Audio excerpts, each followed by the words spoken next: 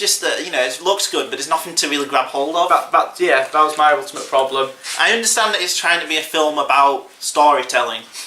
And I feel with this one, at least he was trying to do something. About racism. Yeah, and when the film first opened, I was having such a horrible reaction to the treatment of the other female character. That was troubling. She's been punched all the time and kicked and beaten and spat on, and people were laughing. Yeah, that happened with where I was this is horrifying. Yeah. But then, she's a racist. Yeah. But her being a racist, does that really justify, this violence done towards her? I don't know if it was intentional on Quentin Tarantino's part, but it just made me really uncomfortable. Well, what I think the film is about is just, he's obviously someone who knows his critics, and he's just basically saying, you think I'm sexist? Well, look at this. You think I'm racist? Now look at this. Well, I think it's ultimate, I think he tries to excuse it about the fact that she's a racist. Yeah. And they're all awful people, they're all awful. And it's okay, so racism we hate, obviously. But then we should hate misogyny as well. Yeah. As equally. And people were laughing at the misogyny. Well, so spoilers for the film to go ahead. My problem is that everyone in the film dies. Yeah. Every single character, right? And that's fine. But what happens is that when she dies, they hang her. Oh and God, that scene was awful. And it's like they take pleasure in the hanging of her, don't they? But even the film sort of does, because it's the only death which is shown at a sort of protracted length and isn't comedic. Yeah. So you've got when that Mexican's head blows off, you've got everyone else gets shot, and it's in slow mo and it's cool, and then she dies. It's horrible. It's graphic. Blood's on her face. Yeah. And then, just a bit. It made me really uncomfortable. Yeah. Yeah. And what's even more ridiculous is then it does the stupid bit where he reads the letter, and it's supposed to be this big moment at the end about the end of racism, and we can try better. And then in the foreground is a hanging woman. Maybe intentional on Quentin Tarantino's part. I don't know. I think you're giving him too much credit, or he's just. I don't think he is a sexist as a person. I just think he's trying to push people's buttons intentionally.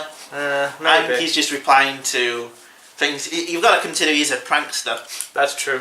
Yeah. Have you seen that video of him beating up on that guy who's trying to film him at Sundance? No. That's really funny. There's some person trying to interview him and gets really angry. Yeah. And tries to kick him and punch him. Hey, what the fuck are you doing? What the fuck are you doing? Get out of my face! Get out of my face! And there was a really funny interview with him. It was when Kill Bill came out. Yeah. And he's on he was on Fox News or something. And there's this really kind of concern. Oh, yeah, I've seen that. Why the need for so much violence? Because it's so much fun, Jam. And he's clearly a bit of a nutter. Yeah. A bit of a media obsessive. But I don't know how to feel about the Hateful Eight, because there's aspects of it which when the film was starting, I was thinking, this could be mature Quentin Tarantino. Yeah. I like the dialogue, I like these characters, I love the setting, I love the way it's shot. I was enjoying the slower scene. It's going to build something really cool. And then when it descends into just violence again, I was like, oh. Fuck it. I wish I'd not bothered with the first 2 hours now. Yeah, that's what I just feel I wish I hadn't bothered. Just a lot of it's pointless or unnecessary or protract. And what he's trying to say about racism, it's admirable he's trying, but could he not have thought of a subtler way to do it than just have Samuel L. Jackson say, black people are only safe when my people don't have guns.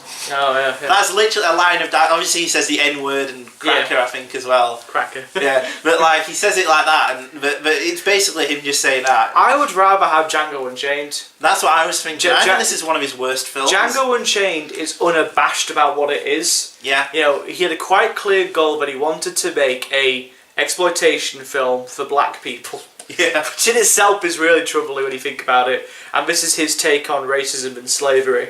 But his intention with the film was to make, just as there was never exploitation films for black people in the 70s, he wants to make that film now. Yeah. Right? Now, the thing about Django is that, it's got some troubling parts, but there's some great performances in there. Yeah. There's great sequences. They're always on the move. And much better paced. Much better paced, yeah. Yeah. They're always going places, they're either, going around with Christoph Waltz's character in the beginning, and they do some kind of snowy stuff.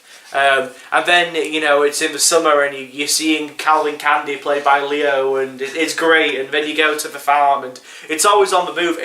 That's the ultimate guilty pleasure Quentin Tarantino film for me. That's the best one, I think. The best. Other than Jackie Brown, it's his best Other film. than Jackie Brown, yeah, I probably agree, because it's like a cartoon come to life. Yeah. Like a horrible kind of sexist, racist cartoon come to life. I don't think that one's sexist. Well, it's not sexist. The female characters are well drawn in that film, like his wife. His wife, yeah. Is pretty well done. There's like some really great sequences, like genuinely great sequences where like he's in Calvin Candy's, they're having dinner with Calvin Candy, and then like the Samuel Jackson character realises what's going on. Yeah. And there's a lot going on in the scene between like the characters, and they're trying to get a Broomhilda back from Calvin Candy. Calvin Candy's trying to outsmart them, but he's really stupid, and he's doing his best, but he can't. And then Samuel Jackson's trying to work out what's going on, and Broomhilda's trying to like stay quiet. And there's lots of subtleties going on in the scene. It's a great sequence, and I feel the same about that scene in Glorious Bastards. Yeah, like the opening where Christoph Waltz walks in. That's amazing. Yeah, where Lando and the woman have the conversation. Yeah, like he knows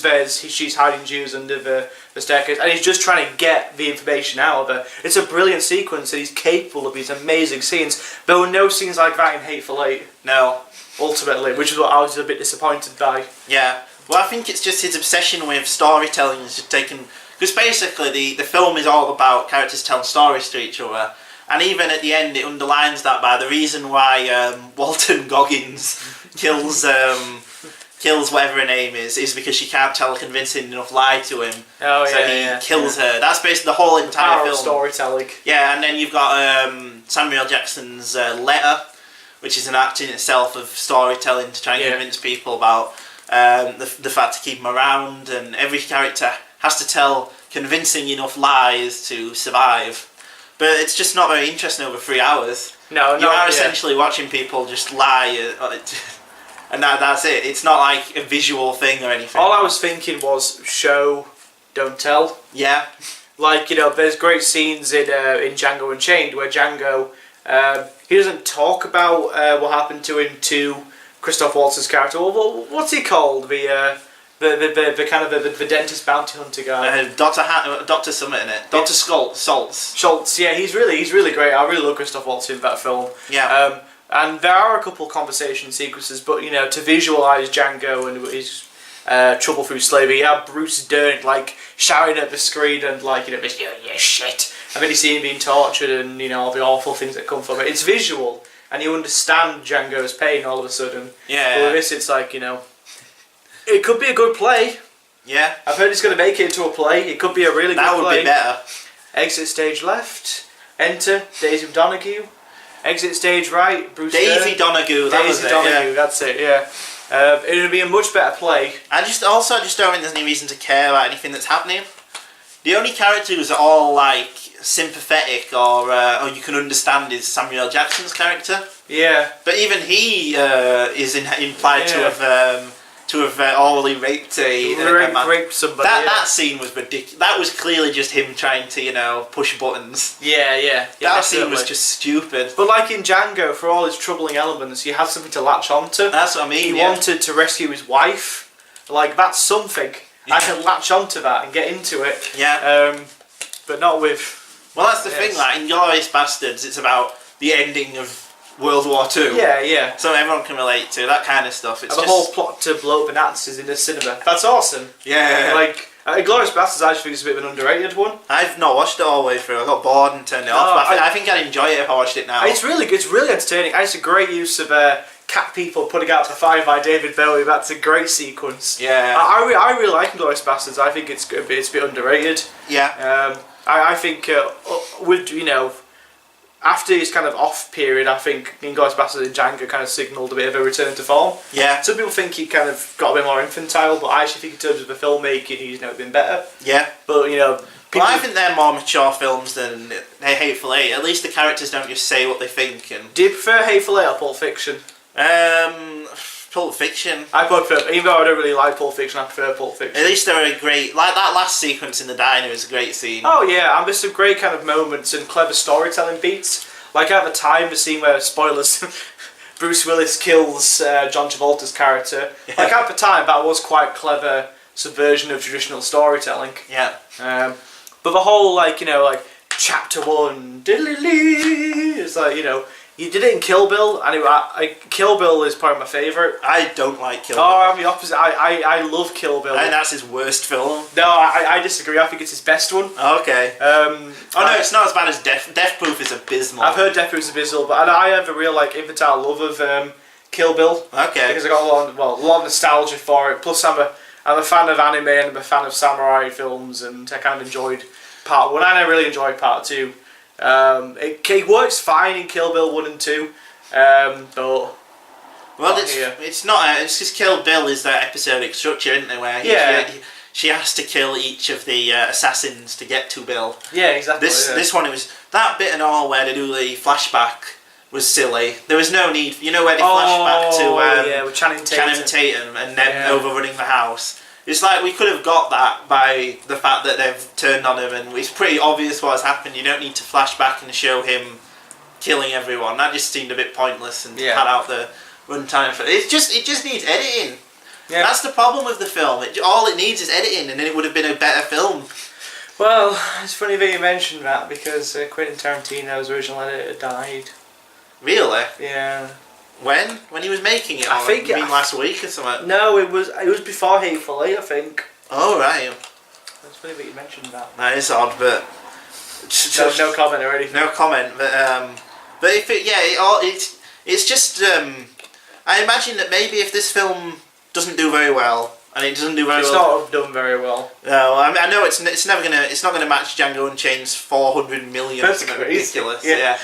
But if it flops, he might return to something a bit more small scale, rather than this epic vision he's had. And I would rather him return to making films like Glorious Bastards and Django. Yeah, but just a bit of a miss. What would you give it out of 10? Oh, I think it's a 5 or a 6. Yeah, it's a 5.